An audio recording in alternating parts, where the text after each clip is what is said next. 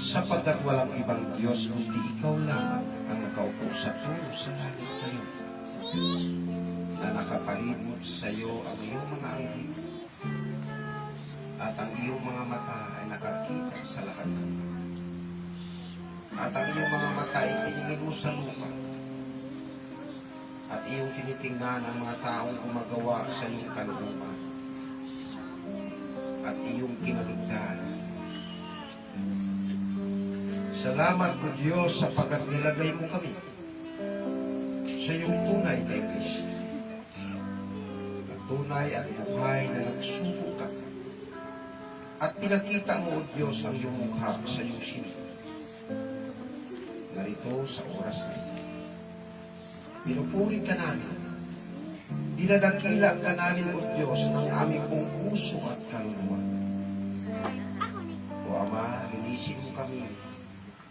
Panalinin mo kami.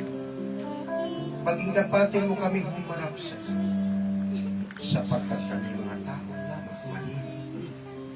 Marami kaming kahinaan bilang mga tao.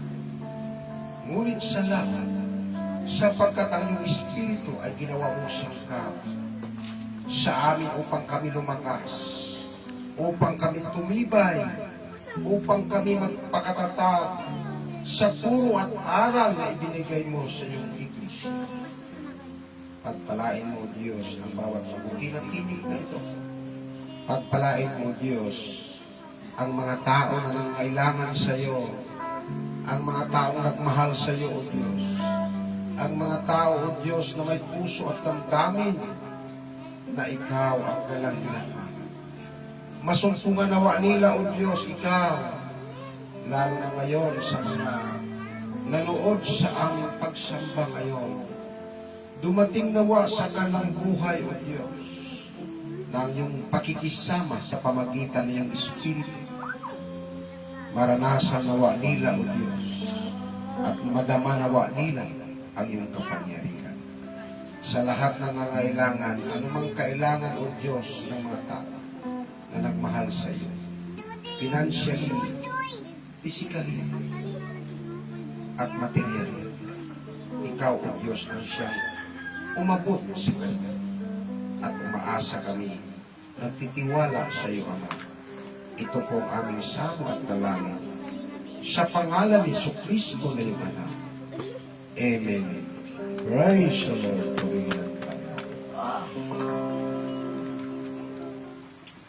Isang magandang umaga po ang bati namin po sa lahat ng naabot ng tinig na ito at sa lahat ng mga tao na nanonood ng aming pagsamba. Purihin ang Panginoon. Sundan po ninyo ako sa pagmumulay ng mga salita ng Diyos. Purihin ang Panginoon. Isa ito sa bahagi sa pag-aalay at pagsamba sa Diyos. Purihin ang Panginoon. Sundan ninyo ako sa Apokalipsis 22, verse 17. Ito ang ating babasahin. At ang Espiritu at ang kasintahan babae ay nagsasabi, halika, at ang nakikinig ay nagsabi, halika, at ang nauuhaw ay pumaparito, ang may ibig ay kumuhang walang bayad ng tubig ng buhay. Purihin ang Panginoon. Sa ating panahon, saan ba ang tubig ng buhay na ibinigay ng Diyos na nanawagan ang kasintahang babae? Ang kasintahang babae ng Panginoong Jesucristo na dili iba, ang iglesia na may apostol na buhay na sinugo at tinawag. Purihin ang Panginoon. Ito ang panawagan ng Espiritu ng Diyos sa mga tao. Saan man kayo naroon, ang Espiritu ng Diyos ay nanawagan sa inyo. Halik kayo at kayo'y kumuha ng tubig ng buhay na walang bayad. Ang nauhaw ay pumaparito. Purihin ang Panginoon. Kaya ang salita ng Diyos ay walang bayad. Ibinigay ng Panginoon ang kanyang salita sa kanyang mga apostol na walang bayad. At ito ay ibigay din na walang bayad. Purihin ang Panginoon. Kaya ang Panginoong Kristo, siyang may dala ng tubig ng buhay, ng taong nauuhaw ay makakainom na walang bayad. Kaya ito ang panawagan ng Panginoon sa bawat tao dito sa silong ng langit. Purihin ang Panginoon. Kaya ano ngayon ang ginagawa ng Panginoon? Siya ngayon ay nakaupo sa kanan na trono sa langit ng Ama. Ngunit ang kanyang mga salita ay nanatili at nag-iwan sa atin. Ayon sa guide ng kanyang espiritu. Tingnan natin mga kapatid, dito sa Apokalipsis 3, versikulo 20. Narito ako'y tumutuktok sa pintuan at narito ako'y nakatayo sa pintuan at ang tumutuktok. At kung ang sino man ay dumirinig ng aking tinig at magbukas ng pinto, ako'y papasok sa kanya at hahapon kasalo niya at siya'y kasalo ko. Purihin ang Panginoon. Hallelujah. Bawat tao sa mundong ito, tinatawagan ng Diyos. Mismo, ang Amang Diyos, ibinigay niya ang kanyang bugtong na anak upang tumawag sa mga tao at nangungusap sa mga tao.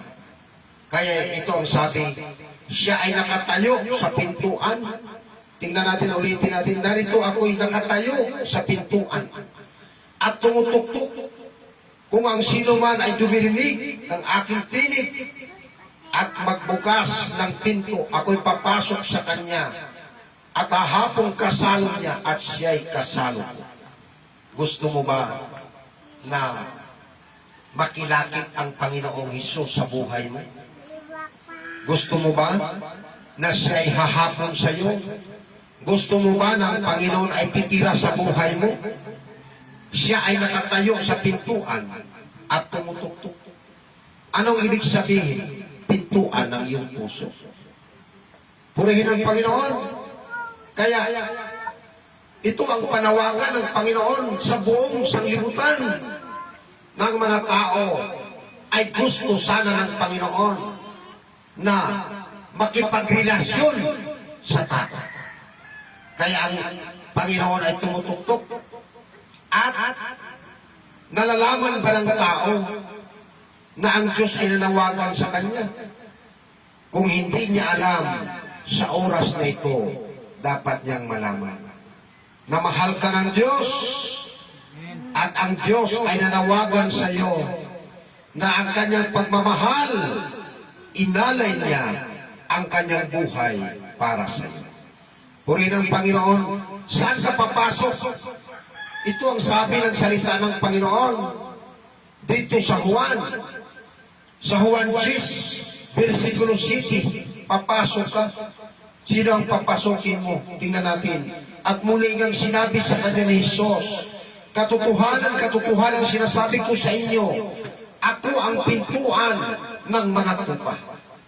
Praise the Lord. Kaya ang Panginoon ay nagsabi, siya ang pintuan ng mga tupa. Hallelujah! At ang tupa, mga kapatid, mga tao na mga masunurin at handang sumunod kay Kristo, at ang mga tupa ay tumirinig sa tinig ng Panginoon.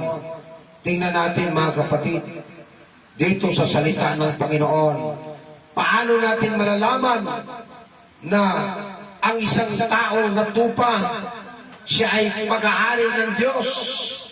Siya ay makikinig ng salita ng Diyos at hindi lang makikinig, siya ay susunod sapagkat sabi ni Kristo, ang susunod sa Kanya at maglilingkod sa Kanya, sila ay paparangalan ng Diyos Ama sa langit. Tingnan natin ang sinasabi sa 8 ng Juan 8:47. Ang sa Diyos ay nakikinig ng mga salita ng Diyos. At dahil dito, hindi ninyo dirinig sapagkat kayo'y hindi sa Diyos. Ito ang sinabi ni Kristo sa mga Hudyo na hindi naniwala sa Kanya. Bakit hindi tinirinig ng mga Hudyo ang salita ni Kristo? Sapagkat sila ay hindi mga tupa ng Diyos. Ang mga tupa ng Diyos ay patuloy na sumusunod at patuloy na sumasubaybay at patuloy na maglilingkod sa Diyos. Tingnan natin ang nasa Juan 27 at 28. Dinirinig ng aking tupa ang aking tinig at aking nakikilala at sila'y nagsisunod sa akin. 28. At sila'y binibigyan ko ng walang hanggang buhay at kailanman ay hindi sila malilipol at hindi sila aagawin ng sinuman sa aking kamay. Purihin ang Panginoon, mga kapatid at mga kaibigan na nanood ngayon. Alam ba ninyo ang isang tao na kay Kristo? Sumusunod at nakikinig kay Kristo. At saan sila? Nasa kamay sila ni Kristo. Iniingatan sila ni Kristo. Dapat nating malaman na ang buhay ng isang tao nasa kamay ni Kristo. Ang tao kumikilos, gumagalaw, nabubuhay ka dahil kay Kristo. Sapagkat ang lahat ng bagay ay ipinagkaloob ng Ama kay Kristo. Purihin ang Panginoon. Kaya, ano ang dapat gagawin ng isang tao? Dapat sundin si Jesus sapagkat siya ang nagbayad sa mga sala ng buong katauhan. Pero, ang tanong, lahat ba ay nabayaran sa dugo ni Kristo? Hindi. Ang nabayaran lamang ng dugo ni Kristo, yung mga taong sumunod at kinikilala si Kristo. Tingnan natin mga kapatid, ang nasa unang Pedro 1:18 hanggang 19, na ang pangbayad sa kasalanan ng tao ay hindi pera. Ang akala kasi ng iba, magbibigay sila ng pera sa kanilang leader, sa kanilang simbahan, para ang kanilang kasalanan ay mabayaran. No, hindi. Mali yun. Malaking mali. Sapagkat ang pangbayad sa kasalanan ng tao ay ang dugo lamang ni Kristo na nabuhos doon sa krus sa Kalbaryo. Tingnan natin dito sa unang Pedro 1:18 hanggang 19, na inyong nalalaman kayo'y tinubos, hindi ng mga bagay na nasisira ng pilak o ginto, mula sa inyong walang kabuluhang paraan ng pamumuhay na ipinamana sa inyong mga magulang. Ano ang itinuro ng ating mga magulang noon, mga kapatid? Ang itinuro yung paraan ng pamumuhay na kanilang minana, lalo na sa bilib. Nagturo sila ng bilib na gusto nilang ipamana sa kanilang mga anak. Ngunit ang katotohanan, ang pangbayad sa sala, dili iba ang dugo ni Kristo. Tingnan natin sa 19, unang Pedro 1:19, kundi ang mahalagang dugo, gaya ng sa korderong walang kapintasan at walang dungis, sa makatagpagay ang dugo ni Kristo. Mga kaibigan at mga kapatid, ang dugo ni Kristo ang siyang pangbayad sa mga sala ng tao. Paano makaabil ang isang tao niyan, mga kapatid? Oo, ang inisip ng iba na kanta na nila. Pero sa totoo lang ang tanong, paano ka mabilong sa mga taong tinubos ni Kristo? Kailangan ikaw ay sasampalataya. Saan ka sasampalataya? Sasampalataya ka sa mga sinugo ni Kristo, na mga apostol na sinugo ni Kristo. Dahil ang tunay na tagadala ng aral ni Kristo, mga buhay na apostol. At anong klaseng apostol? Ipinakita ng Diyos ang kanyang mukha, sapagkat ang mukha ng Diyos siyang pinakamalaking misteryo at iwaga ng sangkatauhan sa mundo. Di madali pala. Dahil ang lahat ng mga propita, mga kapatid, nagangad na makakita sa mukha ni Kristo. Ngunit hindi na nakita. Bakit hindi na nakita? Sapagkat hindi sa kanila ipinagkatiwala. Ngunit, bakit ipinakita ito ng Panginoon? Sa kanyang abang lingkod, sa kanyang apostol, sa Enad Galastis, sapagkat ito ang patunay, ito ang ebidensya na tayo ay tunay na totoo sa Kanya. Purihin ang Panginoon. Kaya, ang inisip ng iba, ang kasalanan ay babayaran. Ngunit, walang makapagbabayad ng kaluluwa ng kanyang kapatid sapagkat ang kabayaran ay mahal. Gaano kamahal? Bili iba ang dugo ni Kristo. Tingnan natin mga kapatid. Dito sa awit 49, verse 6, tingnan natin. Silang nagsisitiwala sa kanilang kayamanan at naghahambog sa karamihan ng kanilang mga kayamanan. Wala sa kanilang makatutubos sa ano pamang paraan sa kanyang kapatid, ni magbibigay man sa Diyos ng pangtubos sa kanya, sapagkat ang katubusan ng kanyang kaluluwa ay mahal at ito'y naglilikat magpakailanman. Ito pala mga kapatid ang nangyayari. O kasi inisip ng iba ng kaligtasan ay makuha nila sa pagbabayad ng salapi. Lalo na ang mga tao na sa mataas na kalagayan sa mundo, hindi nila maunawaan ang kalooban ng Diyos at hindi nila maunawa. Oo. Kaya ang sabi, sila'y parang hayop na mamatay. Gaya sila ng hayop. Tingnan natin, sapagkat hindi sila nakaunawa sa kalooban ng Diyos kung ano talaga ang pangbayad sa kasalanan ng tao. Tingnan natin sa 20. Taong nasa karangalan at hindi nakakaunawa ay gaya ng mga hayop ay mamamatay. Bakit ang tao mamamatay? Lalo na mga kapatid, yung mga makasalanan.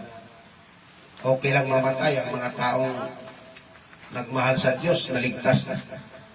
Sapagkat namatay sila para magpahinga sa kanilang mga gawa. At ang kanilang mga gawa ay magsisunod sa kanila. Sapagkat yun ay testimony na sila nung nabubuhay pa, minahal nila ang Diyos, pinaglingkuran ng Diyos sa hirap at ginhawa. Tingnan natin ang Hebreo 9:27.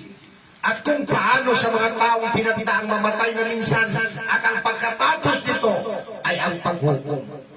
Ang sanglibutan ay hukman. O, bakit sila hukman? Sapagkat hindi sila naniwala sa mga pangaral ng sinugo ng Diyos. Una, si Kristo sinugo ng Diyos. Pagkatapos si Kristo, nagsugo din ng mga apostol upang ipagpatuloy ang kanyang misyon. Purihin ang Panginoon. Kaya sabi ni Pablo, sa araw na hukuman ng Diyos, ang lahat ng lihim ng tao ayon sa aking ebanghelyo. Yan sinabi niya sa 2:16 ng Roma.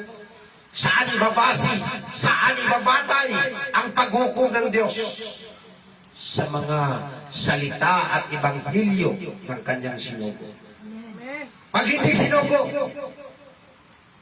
mismo sila hatulan ng Diyos. Sapagkat ang salita nila ay hindi mula sa Diyos, ay isang kasinungalingan. Purihin ang Panginoon. Kaya sabi ng Panginoon, ang lahat ay luluhod. Ano ibig sabihin niyan, lahat ay luluhod? Dahil ang Diyos ay nagparespeto sa tao. Gusto ng Diyos ng tao paluhurin sa kanyang harapan. Ang lahat ng tuhod ay luluhod at ang lahat ng dila ay magpapahayag kay Kristo na Panginoon. Bakit? Sapagkat siya ay Diyos. Dahil ang Diyos ay niluluhuran. Niluluhuran nga ng tao yung kanilang inukit na larawan. Ginawa ng mga kamay nila. Nilalagay na sa altar, nilalagyan ng kandila at niluluhuran. Ngunit sa Diyos, mga kapatid, bakit magtiyaga ka niyan? Isang Diyos na patay at hindi tunay. Oo, sapagkat ang tunay na Diyos nakaupo sa trono sa langit na siyang lumikha ng langit at ng lupa. Purihin ang Panginoon. Tingnan natin mga kapatid.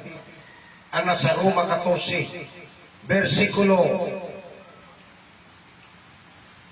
dito sa 11 hanggang 12. Sapagkat nasusulat, buhay ako, sabi ng Panginoon, sa akin ang bawat tuhod ay luluhod, at ang bawat dila ay magpapahayag sa Diyos. Kaya nga ang bawat tao, bawat isa sa atin ay magbibigay sulit sa Diyos sa kanyang sarili. Purihin ang Panginoon. Ito ang mangyayari labas sa iglesia. Labas sa iglesia, magbibigay sulit ang tao sa Diyos. Kaya lahat ng gawa ng tao, mayroong taga-record sa langit. Ang akala kasi ng tao, ang kanya mga ginagawa dito sa mundo ito, nalihim, kasinungalingan, lahat ng ginawa ay naka-record yan. Kaya may tinatawag aklat ng mga gawa. Purihin ang Panginoon. Kaya ang mga patay, pagharap nila sa Diyos, mayroong aklat na bubuksan. Aklat ng mga gawa. Oo. Tingnan natin ang Apokalipsis, mga kapatid. Apokalipsis 20. Tingnan natin, Apokalipsis 20. Mula 12 hanggang 15. Basahin ko sa inyo. At nakita ko ang mga patay. Ito ang vision kay John de Bilang. Malalaki at maliliit na nakatayo sa harapan ng luklukan at nangabuksan ang mga aklat. Delikado, may mga aklat pala. At nabuksan ang ibang mga aklat. Aklat ng buhay. At ang mga patay ay hinatulan ayon sa mga bagay na nasusulat sa mga aklat ayon sa kanilang mga gawa. May aklat pala ng mga gawa. May aklat din ng buhay. Dito tingnan natin sa 14. At ang kamatayan at ang hadis ay ibulit sa dagat-dagatang apoy. Ito ang ikalawang kamatayan. Sa makatwid ay ang dagat-dagatang apoy. At kung ang sino man ay hindi masumpungan na nakasulat sa aklat ng buhay, ay ibubulit sa dagat-dagatang apoy. Purihin ang Panginoon. Hallelujah. Ito ay pinapakita na may aklat ng buhay at may aklat ng mga gawa ang tao. Kapag ang iyong pangalan ay hindi masumpungan sa aklat ng buhay, automatically ikaw ay tatapon sa dagat-dagatang apoy at asupri na nagliligas. Ngayon, ang tanong, paano ba masulat ang pangalan ng isang tao sa aklat ng buhay? Mayroon bang mabasa sa Biblia ng pangalan ng isang tao na sulat sa aklat ng buhay? Una sa lahat, mismo ang Panginoong Jesucristo nangako sa kanyang mga apostol na ang pangalan nila ay nasulat sa aklat ng buhay. Kaninong pangalan? Mga pangalan ng mga apostol ay nakasulat sa aklat ng buhay. Kaya ang mga apostol nagmisyon. Sa kanilang pagmimisyon, nakita nila, natuwa sila, naging masaya sila, sapagkat ang mga masamang espiritu ay nagsisuko sa kanila. Ngunit anong sabi ng Panginoong Hesus?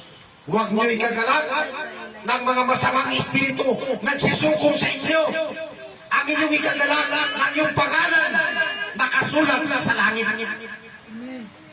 Tingnan natin mga kapatid. Lucas, dito sa Lucas 10, dito sa 20.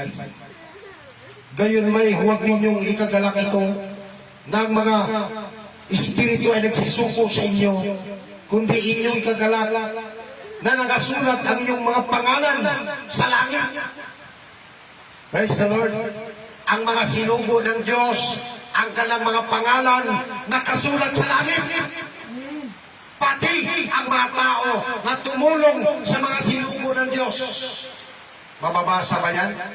Kahit si Pablo, sinabi ni Pablo, yung mga tumulong sa kanya, sa kanyang kahirapan, pagdating sa kanyang misyon, ang kanyang pangalan nakasulat sa langit. Tingnan natin Filipos 4. Filipos 4, versikulo 3. Ito ang sabi.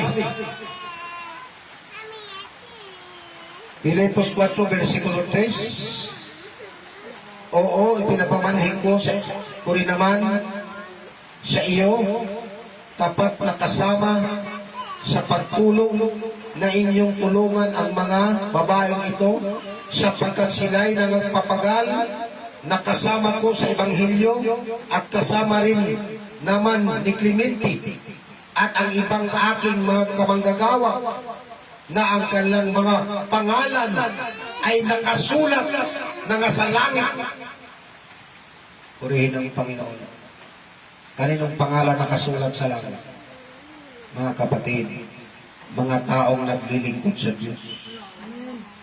Sa tunay na paglilingkod sa Diyos, mayroon namang piki na paglilingkod. Bakit? Halimbawa, naglingkod sa mga remolto at larawan. Hindi naman talaga Diyos yan. Sapagkat sinabi ng Diyos sa Exodo 20, versikulo 23, huwag kayong gagawa ng mga larawan upang iagapan nyo sa akin sa pagsamba. Oo. Bakit ang mga anak ni Israel gumawa ng larawang guya? Paggawa na ng larawang guya, ano nangyari? Tinalikuran sila ng Diyos.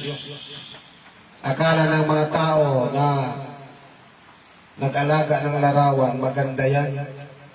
Pero sa totoo lang, ang katotohanan, ang Diyos ay tumalikod sa kanila. Nagagalit pa naman yan pag sinabihan mo sila sa totoo. Na pag ginawa mo yan, tumalikod ang Diyos sa inyo. Hindi totoo yan. Ako, patunayan ko sa inyo, babasahin ko. Nung gumawa ang Israel ng larawang guya at pinagpistahan, pinag-inuman, sinayawan, anong ginawa ng Diyos? Tinalikuran sila ng Diyos. Hallelujah. Ito tingnan natin mga kapatid. Dito sa city ng gawa. Okay. Mula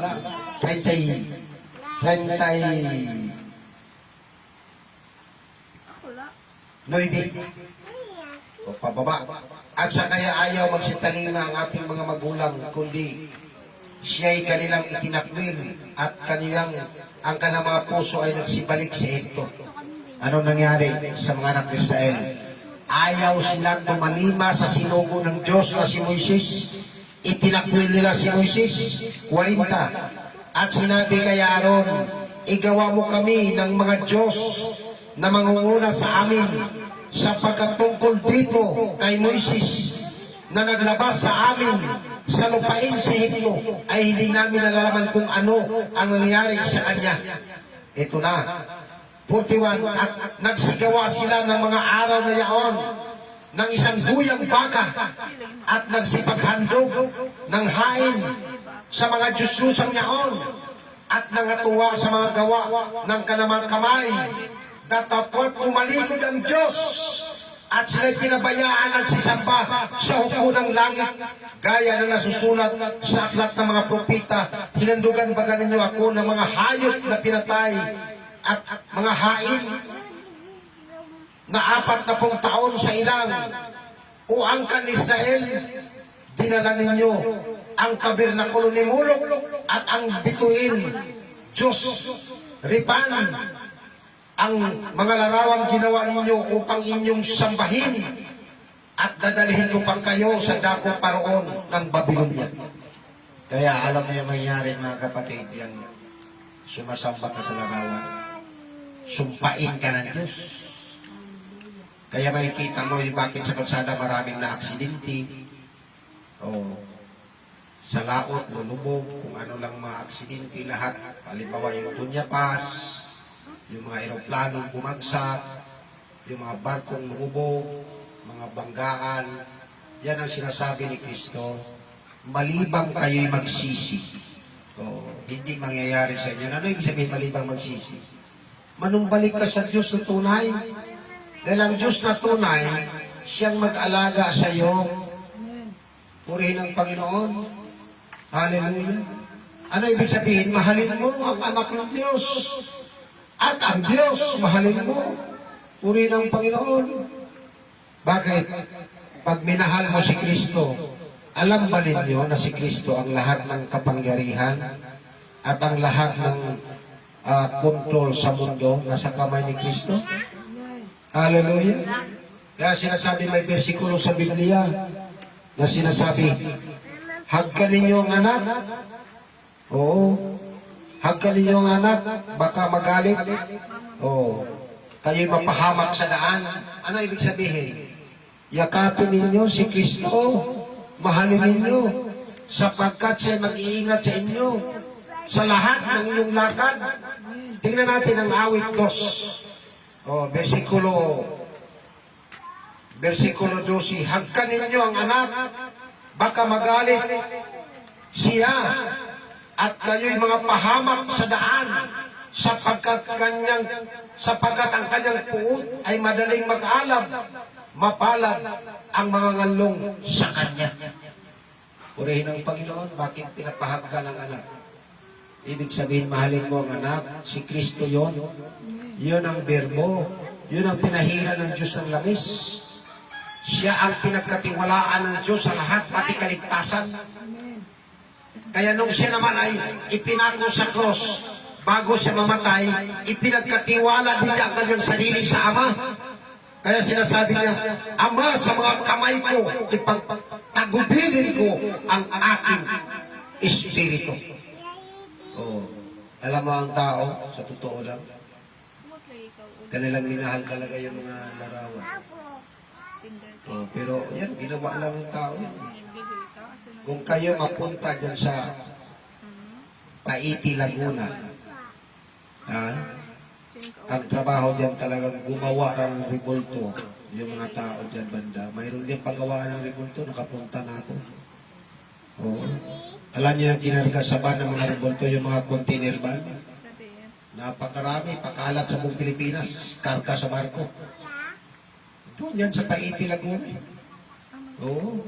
Ang trabaho ng iba, pakinis, kanilang grinder yung mga larawan, yung mga ano. Pero pagdating na sa bahay, mahal ang halaga. Oo. Kaya, ang nangyayari sa tao, naligaw ang tao ng landas. Alam ba ninyo nang sumamba sa larawan, wala ang kanyang pangalan sa aklat ng buhay? Ang ikinagalit ng Diyos sa panahon ni Moises, sinabi ng Diyos, aalisin ko ang kanyang pangalan sa aklat na aking sinulat dahil sa kasalanan nila ng paggawa na ng larawan. O, tingnan natin mga kapatid. O, Exodo. Tingnan natin sa Exodo 32. Basahin natin mula 31. 32, 31. Oo, ng Exodo. Anong sabi? At bumalik si Moises sa Panginoon na nagsabi, ang bayang ito ay nagkasala ng malaking kasalanan. Gumawa sila ng mga Diyos na ginto. Anong kasalanan daw ng bayan? Napakalaking kasalanan sa harapan ng Diyos. Gumawa sila ng larawang Diyos ang ginto. Yun yung baka, guya. Anong sabi ng Diyos sumagot? Ito sa 32, gayon man ngayon, kung iyong ipapatawad ang kanilang kasalanan, at kung hindi, ay alisin mo ako, isinasamo ko sa iyo, sa iyong aklat na isinulat mo.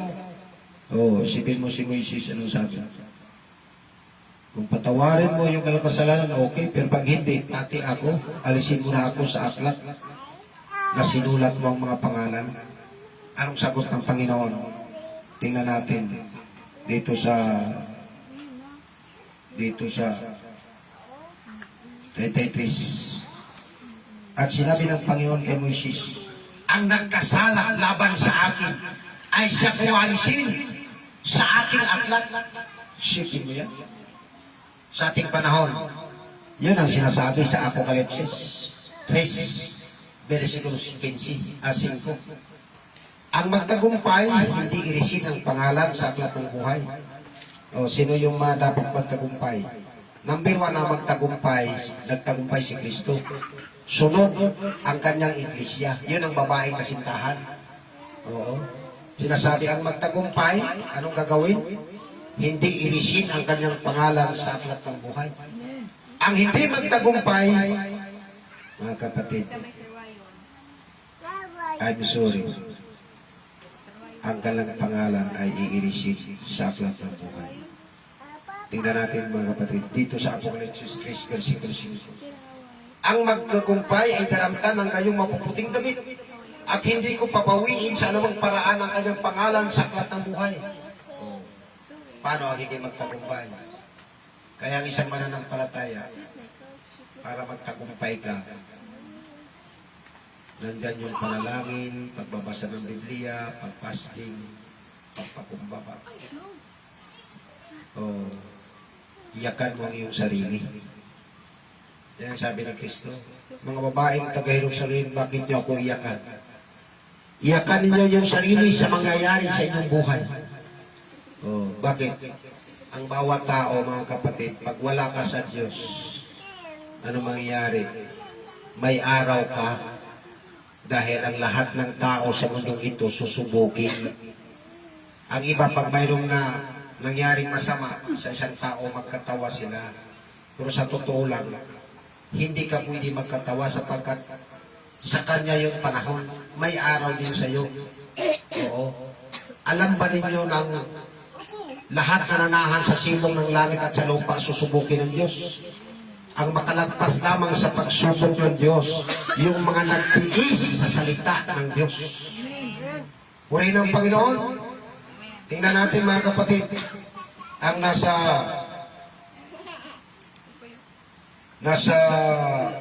Apokalipsis. Apokalipsis 2, versikulo 10. Huwag mong katakutan ang mga bagay na iyong malapit ng tisig. Narito malapit ng ilagay ng diablo ang ilan sa inyo sa mga bilangguan upang kayo'y masubok at magkakaroon kayo ng kapaghatian 10 araw. Magtapat ka hanggang kamatayan at bibigyan kita ng putong ng buhay. Ito mga kapatid, paano daw ang pagsubok? Ha?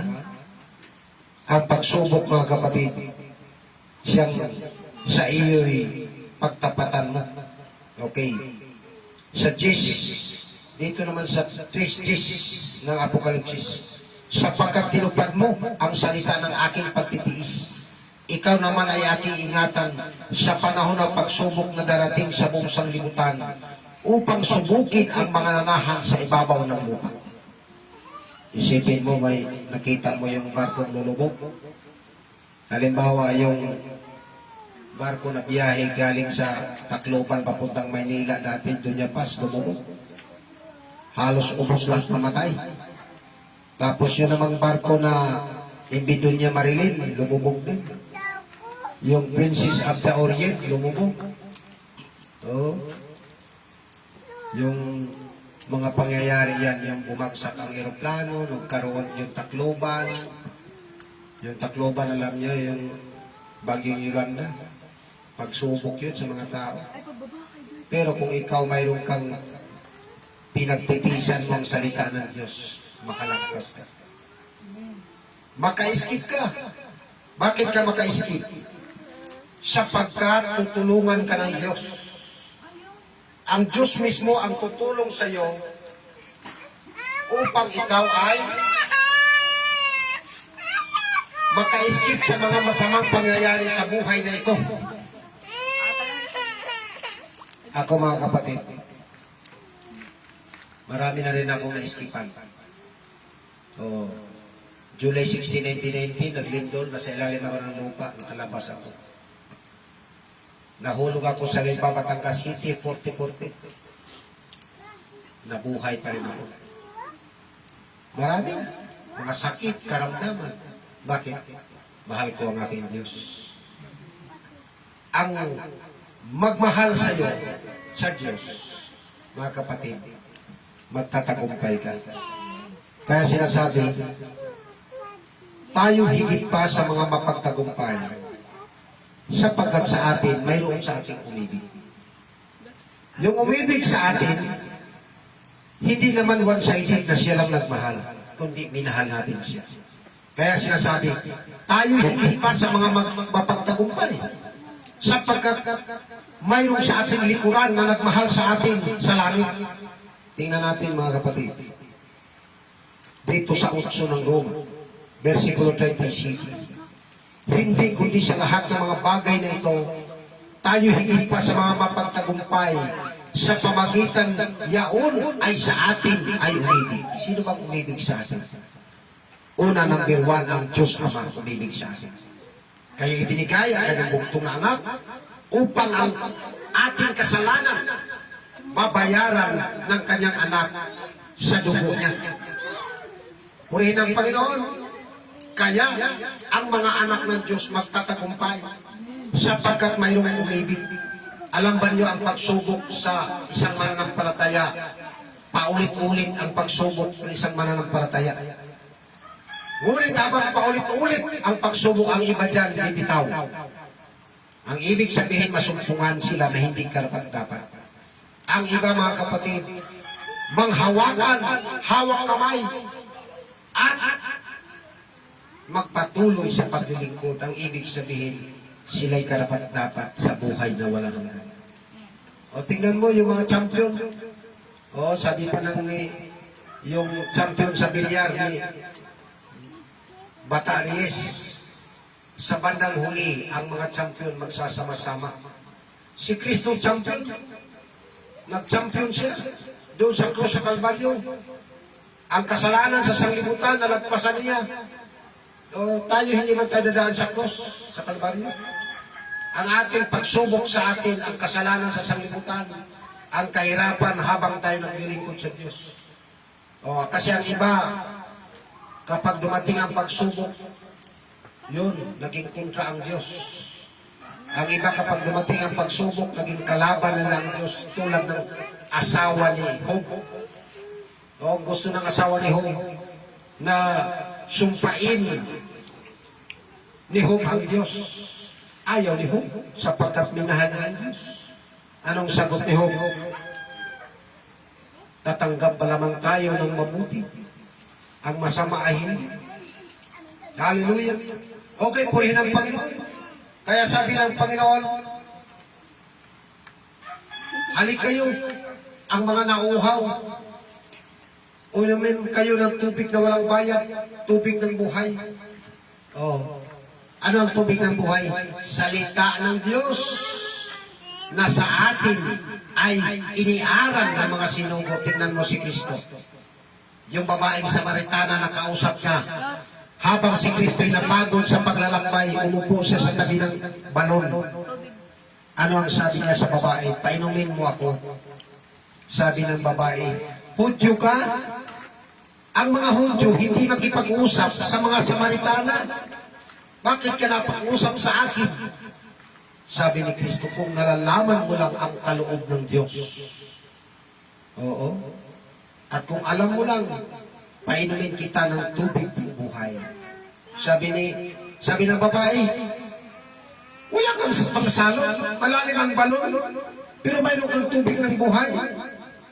Oo, hindi naunawaan ng babae. Ng tubig ng buhay, dili iba ang salita ng Diyos. Oo, ang pagkain ng buhay ng tao, salita pa rin ng Diyos.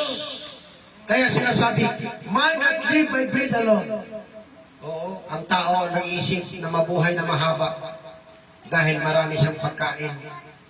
Ngunit, ang pagkain para mabuhay na mahaba, dili iba ang salita ng Diyos. Dahil ang buhay na ito, sa mundong ito may katapusan. Kapag kumain ka ng salita ng Diyos, ang buhay na yun ay walang katapusan. Yun ang pinatawag doon, forevermore, everlasting life, walang katapusan, nakasama ang Diyos. Purihin ang Panginoon. Kaya sa atin, kung ating titingnan ang paglilingkod sa Diyos, mga kapatid, mahirap talaga ang maglingkod sa Diyos, lalo na kung ang iyong puso't damdamin ay hindi kasama. Kaya nga sabi ng Panginoon, ibigin mo ang Panginoon mong Diyos, buong puso mo, buong lakas mo, buong kaluluwa mo, buong pag-iisip, lahat, puro buo ang hinanap ng Diyos. Dahil halimbawa, ang iyong sarili na pilitan ka lang, mga kapatid, wala ang isip mo, ang katawan mo present, Oo. Pero ang isip mo absent. Yun mga kapatid ay napilitan ka lang. Hindi, ibig sabihin, hindi ka buo na sumasamba sa Diyos. Sapagkat ano ba ang pagsamba? Ang pagsamba mga kapatid ay nakibahagi ka kay Kristo. Nakabahagi ka sa kanyang nakipagpilusin ka sa buktong na anak ng Diyos at sa Diyos. Uminom ka ng katas ng ubas. Yan ang ating pakikisama at pakikaramay sa sarong ni Kristo. At ang pagsamba, complete surrender to God. O yan, complete surrender sa pagluhod sa Diyos. Purihin ang Panginoon. Kaya, hindi basta-basta sumasamba ang tao. Sapagkat ang pagsamba, kalimutan mo lahat. Kahirapan mo, kalimutan mo, anumang mga bagay, ang isipin mo ay ang Diyos. Bakit? Yun ang tinatawag, patay ka sa iyong sarili. Buhay ka sa Diyos. Oo. Absent sa body, but presented to God. Praise the Lord! Kaya purihin ang Panginoon.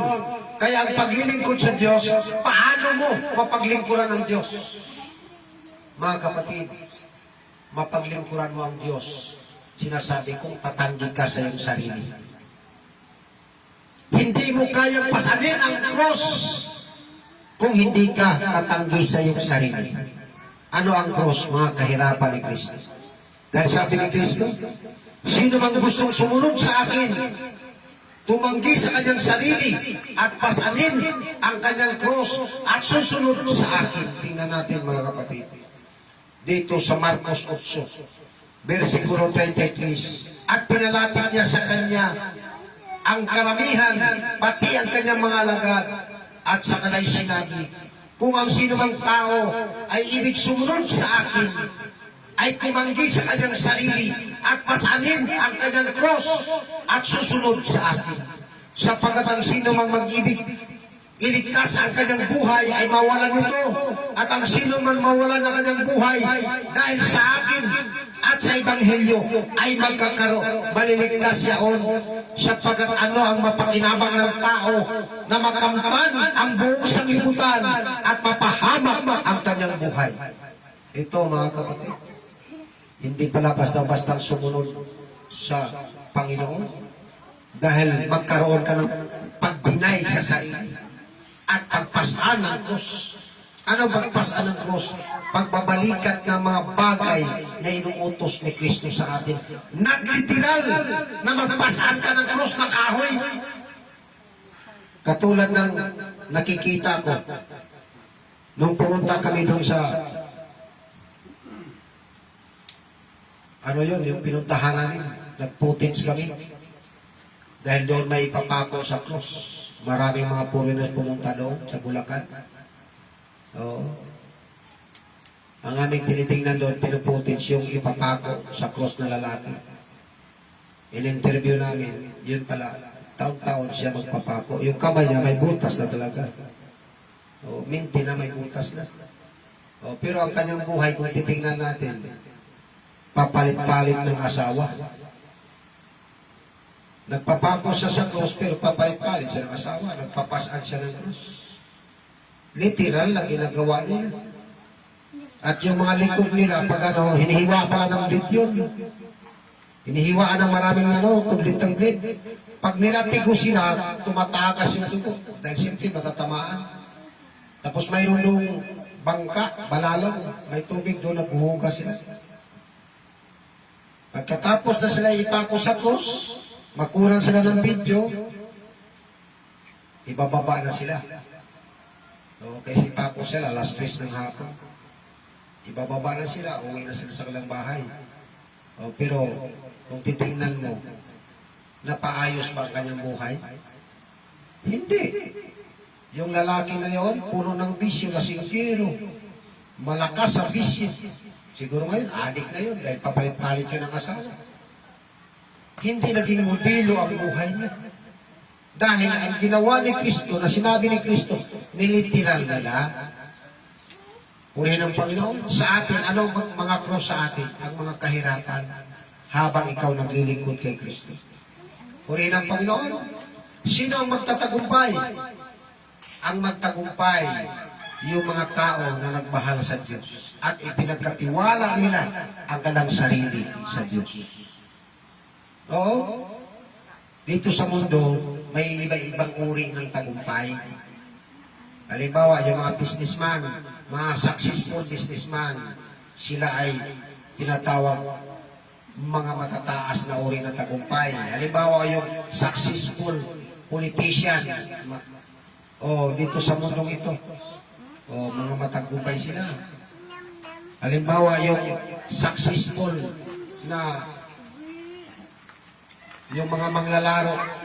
Halimbawa, si Manny Pacquiao, isa sa successful na manglalaro sa buong Pilipinas, kahit sa buong mundo. No?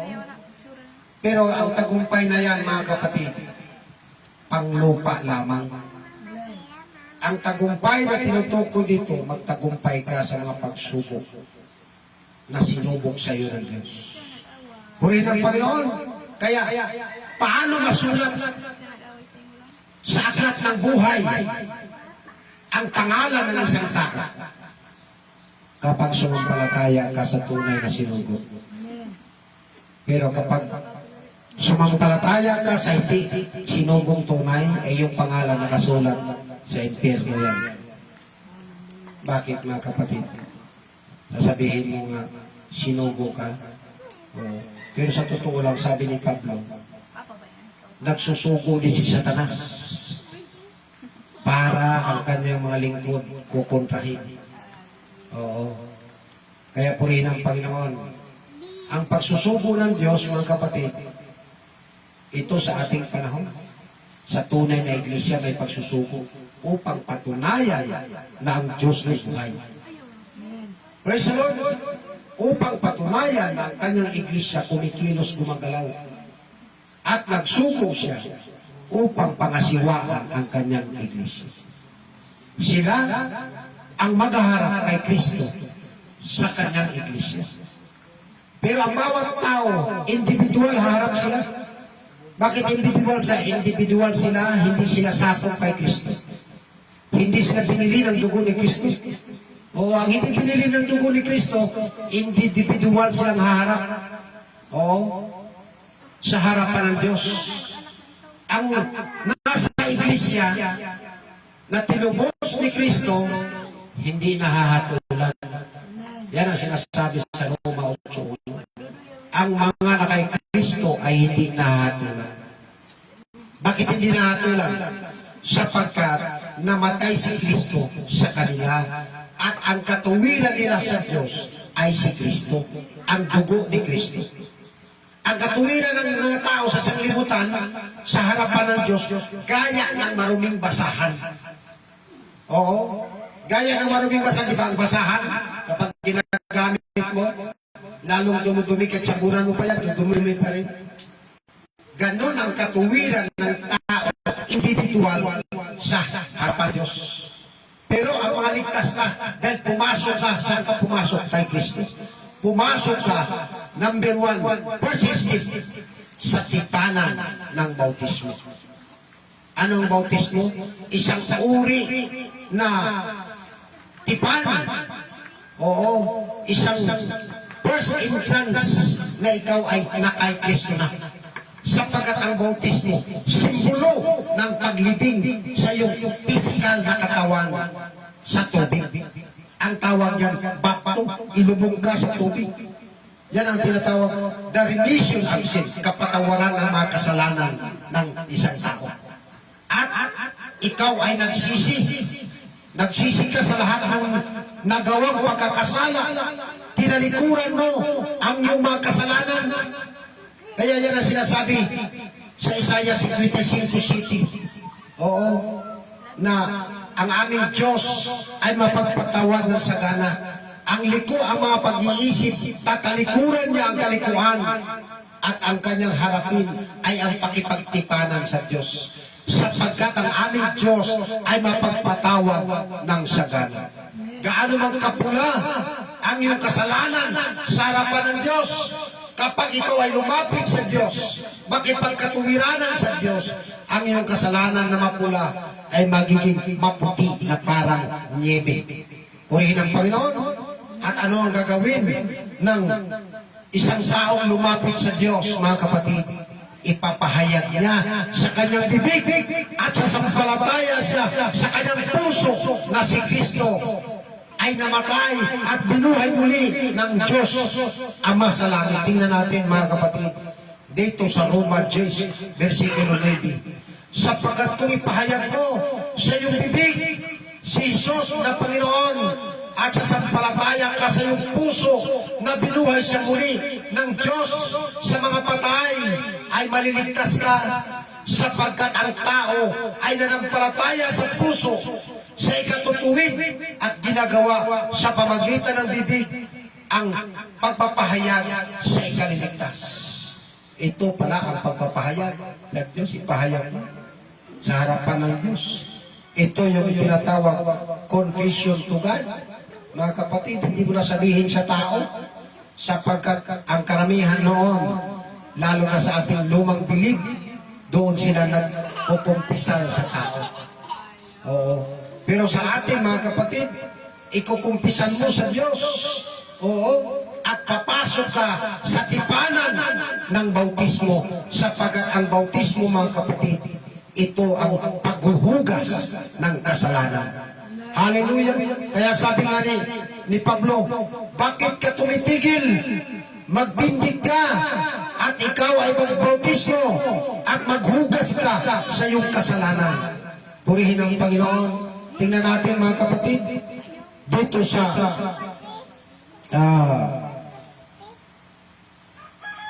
salita ng Panginoon na sinasabi, bakit ka tumitigil, magtindig ka, at ikaw ay magpabautismo. Yun na yun, mga kapatid. Si Pablo, oo, si Pablo na siyang nagsabi doon sa, sinabihan si Pablo ni sino ba yung lalaki niya nagbautismo sa kanya? Ananias. Bakit ka tumitigil? Magtindig ka at ikaw ay magbautismo. Na tumatawag sa kanyang pangalan. At yan ay tanging paraan sa paghuhugas ng kasalanan ng tao. Purihin ang Panginoon. Hallelujah. Kaya ang isang tao pala hinuhugasan. O sa anong paraan ng paghugas? Yan pala, mga kapatid, yung paraan ng bautismo. Paghuhugas na may bautismo at salita. Ano ang salita? Basbas ng nagbautismo na sinugo ng Diyos. Yun, mga kapatid, ang tinatawag pagpapatawad sa kasalanan. Yun ang sinasabi ni Kristo doon sa 20, versikulo 23 ng Juan, na sinasabi, ang sino mang iyong patawarin ng kasalanan ay pinatawad sa lupa. Ang sino mang hindi niyo patawarin sa kasalanan, hindi rin pinapatawad sa langit. Purihin ang Panginoon. Kaya, isa yan, mga kapatid, sa iglesia, na role ang pagpasok sa bautismo. Katulad mismo ni Kristo, na bagaman si Kristo mataas kay Juan Bautista, pumunta siya doon sa Bitanya. Oo, sa Ilog Jordan, sa tapat ng Bitanya. Anong ginawa ni Kristo? Pinuntahan niya si John the Baptist at nagpabautismo. Anong sabi ni John the Baptist? Dapat sana ako ang iyong bautismuhan, ngunit ikaw ang pumarito upang magpabautismo sa akin. Dahil sinasabi ni John the Baptist, kahit sa sintas ng kanyang sandalyas ay hindi si John the Baptist karapat-dapat magkalas. Pero pumunta doon si Jesus Christ, sabi niya, payagan mo na lang ako upang masunod. Purihin ng Panginoon, ang pagpayag pala ni Juan Bautista upang gawing model si Jesucristo sa mga binautismuhan. Bakit si Jesus Christ, ano ba? Model siya. Panganay sa mga anak ng Diyos. Panganay sa mga nangamatay. Panganay sa mga binuhay ng Diyos. Bakit ang iglesia bubuhayin ang mga kapatid na nangamatay na ng panahon pa ni Pablo at panahon ni Pedro, bubuhayin sila. Si Kristo ang panganay ng lahat ng mga namatay at panganay ng lahat ng nabubuhay at panganay sa loob ng iglesia. Kaya ang sabi nila, ano nangyayari yan kay Yeye? Nasira ng ulo. Ano ba yan? Si Kristo daw, kapatid na niya. Kasi si Jesus daw sa aming Papa. Papa Jesus. Oh, sa aking turo, si Kristo kapatid. Sa kanila, Ama. Ama na si Jesus. Ang Diyos Ama, lolo na nila. Grandfather na nila. Sa atin, sa ating tama, si Jesus ating kapatid. Ang Diyos Ama ni Jesus ating Ama. Di tama? Ang sa kanila daw, si Jesus Christ, kanilang Papa. Di ang Ama ni Jesus Christ, itinurong Jesus Christ, lolo na nila. Kaya ang ating ang turo, mali ang kalatama. Ako nagpapasalamat sa Diyos. Yung aking turo at aral, itinuro ng Diyos. Mayroon din nagsabi sa akin, itinuro ko yung tungkol sa Holy Spirit. May 7 espiritu sa harapan ng Diyos. Sabi niya, ha? Brad, ikaw ata yung aral mo. Parang ikaw ata ang aral mo, liwanagin mo. Bakit sinabi mo yung espiritu ng Diyos sa harapan niya 7? Sabi ko, ano man na? Talaga, yan naman totoo. Nakita ni John Dibilag. Sa harapan ng trono ng Diyos, naroon ang 7 espiritu ng Diyos na nagliliyab, na sinusugo ng Diyos sa lupa. Eh, gusto pala niya isa lang. O kaya gusto pala niya maraming espiritu. Purihin ang Panginoon. Kaya sa ating mga kapatid, bakit tayo mayroong pagputol-putol ng tinapay? Ang pagputol-putol ng tinapay, mga kapatid, isa yan. Ang ating pakikiisa sa tipanan ni Kristo. Ito ang ginawa ni Kristo noong gabi bago siya ipagkanulo. Ito yung ordinansa ni Kristo na ginawa niya. Kaya si Kristo, mga kapatid, sinasabi nila, si Kristo nangingili ng Sabat. Oo, nangingili ng Sabat dahil araw ng Sabat sa kanila sa panahon ni Israel, pangilin yan. Ang lahat ng anak ni Israel mangingili ng Sabat sapagkat ito ang kanilang kabilin-bilinan. Na pag hindi mangili ng Sabat sa araw ng Sabat, papatayin. At ang mga Kristiyano, hindi ibinigay ng Diyos ang pagsamba ng araw ng Sabat, kundi ibinigay ng Diyos sa mga Kristiyano unang araw ng Sanlinggo. Yan ang ating pagputol-putol ng tinapay at pag-inom ng katas ng ubas. Purihin ang Panginoon. Kaya ganun ang ating paglilingkod sa Diyos. Hallelujah. Glory to God. Kaya, purihin ang Panginoon. Ang ating turo at aral, mga kapatid, ito ay ibinigay ng Diyos sa atin. Purihin ang Panginoon. Kaya sinasabi, balikin ko, ulitin ko. Sabi ng Panginoon, sinong nauuhaw, halik kayo, umarito kayo, sapagkat ibibigay sa inyo ang tubig ng buhay, ang salita ng Diyos. Purihin ang Panginoon. Tayong lahat ay tatayo. Tayo aawit sa Panginoon. Darako tayo sa ating mga pagkakaloob. Tayo aawit sa Panginoon.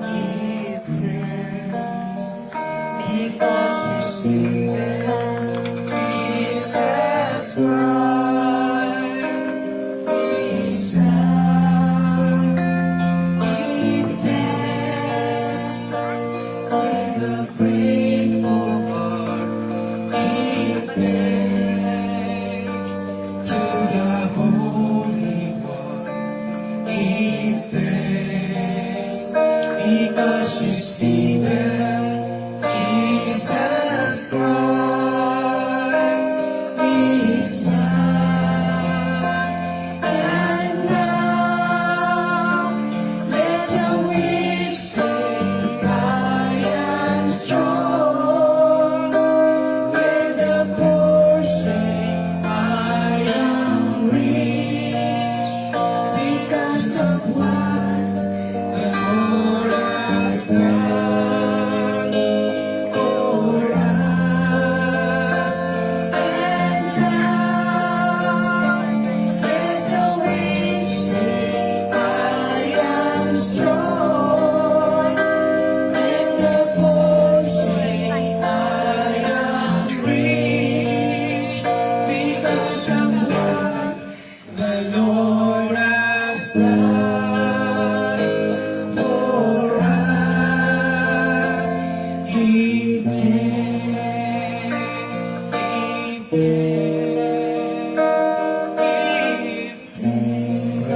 Lord. Hallelujah. Dakilang Diyos na salamat o Diyos sa buhay ng bawat kapatid, sa buhay ng mga taong nanonood ngayon sa aming pagsamba. Abutin mo nawa sila o Diyos, ang kalang puso't damdamin, nawa ang iyong Espiritu ay gumabay sa kanila. Maging o Diyos sa mga kaloob ng iyong mga anak, ikaw o Diyos ang sa kanila'y magbalik na maraming bisis. Pagpalain mo sila o Diyos. Tulungan mo rin kami o Diyos sa aming pagputol-putol ng tinapay, pag-inom ng katas ng bukas. Linisin mo kami, banalin mo at pag-inapatin mo kami sa pagtanggap nito. Itong aming samot na lawan sa pangalan sa Kristo na yung anak. Amen. Praise God. Gawin natin ang banal na punan. Ito ang tinapay ng buhay. Kanin magbabahagi. Ito ang tinapay ng buhay. Kanin isa ang katawan pinayubay upang ikaw ay mabuhay. Ang katawan naghirap upang iyong kamtan ang buhay na walang hanggan.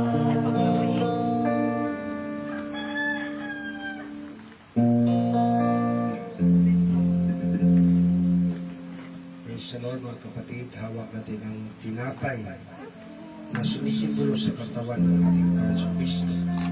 Para natin tanggapin, magkaroon tayo ng pagsaliksik sa ating sarili upang huwag tayong makakain. Ilang Diyos na patawad po sa lahat ng aming pagkakasala at pagkukulang sa iyo. Linisin mo kami, banalin mo ang pagdapatin mo ng pagtanggap nito. Kung aming samot na langit sa pangalan sa Kristo na yung anak. Amen. Sapagkat tinanggap ko sa Panginoon ang binibigay ko naman sa inyo ng Panginoon Isus ng gabi sa ipagkanulo ay lumampot ng tinapay. At nang siya magpapasalamat ay kanyang pinagputol-putol at sinabi, ito ang aking katawan na pinagputol-putol dahil sa inyo. Gawin mo ito sa pag-alala sa akin at kainin natin.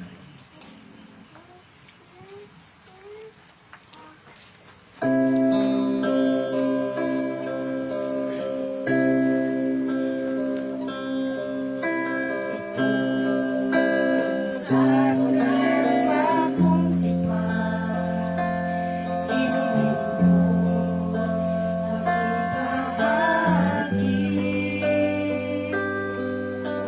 Ito ang sa unang bagong tipan, inumin mo, mag-iisa. Yan ang dugo dumanang upang ikaw ay maminis. Yan ang dugo ni Kristo na para sa iyo doon sa Kalbaryo ay tumiis.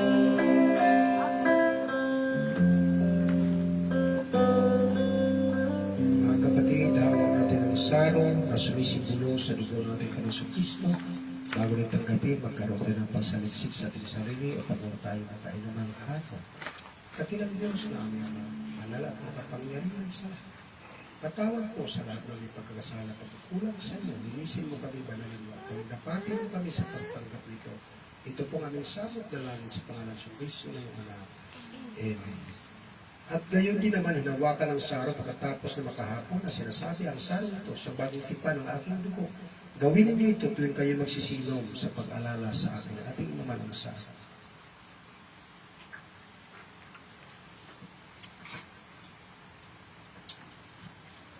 Ang Ama ay papurihan at ng Espiritu ng mga taong nilalang at ng tanan sa kalangitan. Amen. Ngayon doon sa makapag-ingat sa inyo mula sa pagkatisyon at sa inyong makapangarap na walang kabintasan na may malaking ganap sa kanyang kalulatian sa isang Diyos nating karapagligtas pag-ibig sa Kristo nating Panginoon. Sumakanya nawang kalulatian ang karangalan, ang paghahari at ang kapangyarihan sa kanunahang panahon at ngayon at magpakailanman. Siya nawa. Pala mo, Diyos, aming tinanggap, taglay sa paglisan, umahagi sa iyong pag-ibig, ay siya na nilihayag ay sumandi. Ang biyaya ng Panginoong Kristo at ang pag-ibig ng Diyos at ang pag-ibisa ng Espiritu Santo sumasa ating nawang lahat. Tapos ng pagsamba, awitin natin ang misa, I love you with the love of the Lord. Kabayan tayo lahat. The love of the Lord, yes, I love you with the love of the Lord. I can see the glory of my King. I love you with the love of the Lord.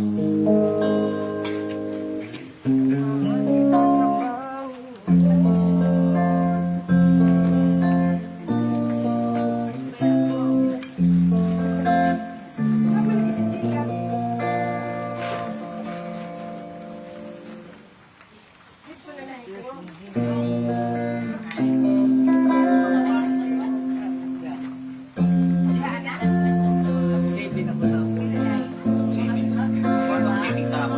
Ano?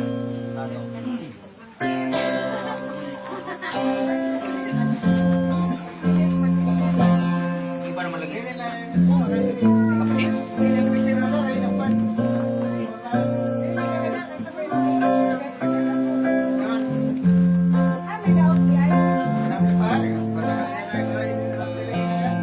Ay.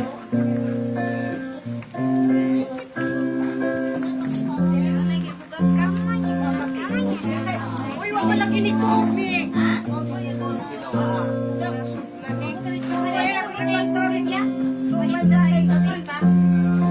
Saving.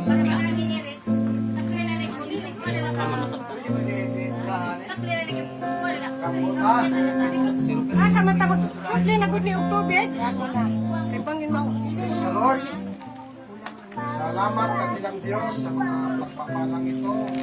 Ibigin mo pa rin ito, pagkapatin mo sa pagkapalang ito. Isang langit na ikaw magpalit ng Diyos kay Sirulisa sa kanyang taguyod nito po. Ang isang talaga sa Panginoon sa Kristo. Amen.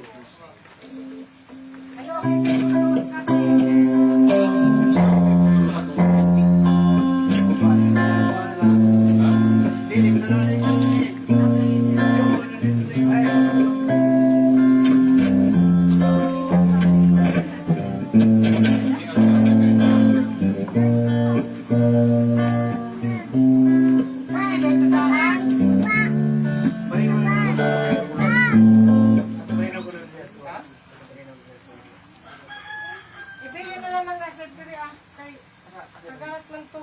Gabi pa to nagsinagarat lang ko ana. Ma? Uy, mana? Alis mana? Mana?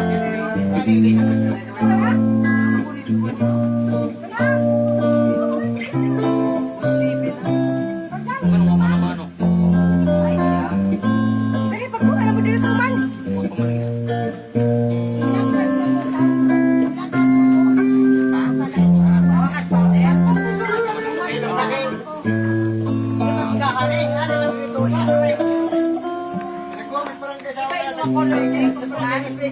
Ibang ako, no? Mag-aari.